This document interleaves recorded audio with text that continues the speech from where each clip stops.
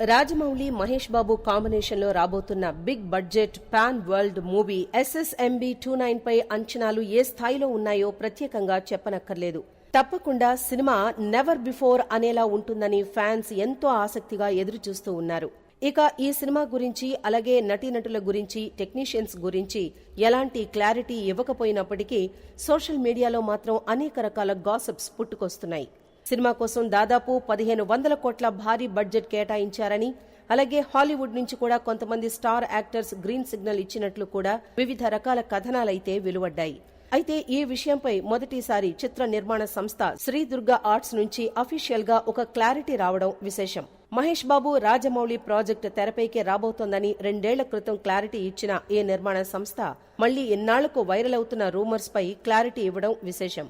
ఈ సినిమాలో ఇండోనేషియాకు చెందిన ఒక నటిని తీసుకున్నారని, ఆమె మహేష్ బాబుకు జోడీగా నటించబోతోందని కొన్ని కథనాలు వైరల్ అయిన విషయం తెలిసిందే. అలాగే టాలీవుడ్ కింగ్ నాగార్జున కూడా ఒక స్పెషల్ పాత్రలో కనిపించబోతున్నట్లుగా రూమర్స్ వచ్చాయి.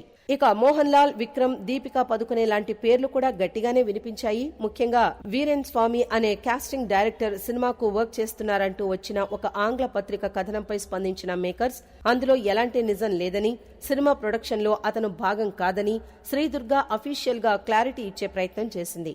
సినిమా గురించి ఏది ఉన్నా అఫీషియల్ గా తామే అనౌన్స్ చేస్తామని కూడా నిర్మాత లక్ష్మీనారాయణ లేఖలో వివరణ ఇచ్చారు. ఇప్పటి వరకు సినిమాపై ఎన్నో రకాల గాసిప్స్ అయితే వచ్చాయి. అయితే వాటిలో ఎంత నిజం ఉందనే విషయంలో పెద్దగా క్లారిటీ ఇవ్వలేదు. ఎప్పుడు ఏది ఎలా అనౌన్స్ చేయాలో రాజమౌళికి బాగా తెలుసు. జక్కన్న ప్లానింగ్ లేనిదే ఏ అప్డేట్ ఇవ్వడనే విషయమూ తెలిసిందే. కాబట్టి అఫీషియల్ క్లారిటీ వచ్చే వరకు ఫ్యాన్స్ ఎదురు చూడాల్సిందే.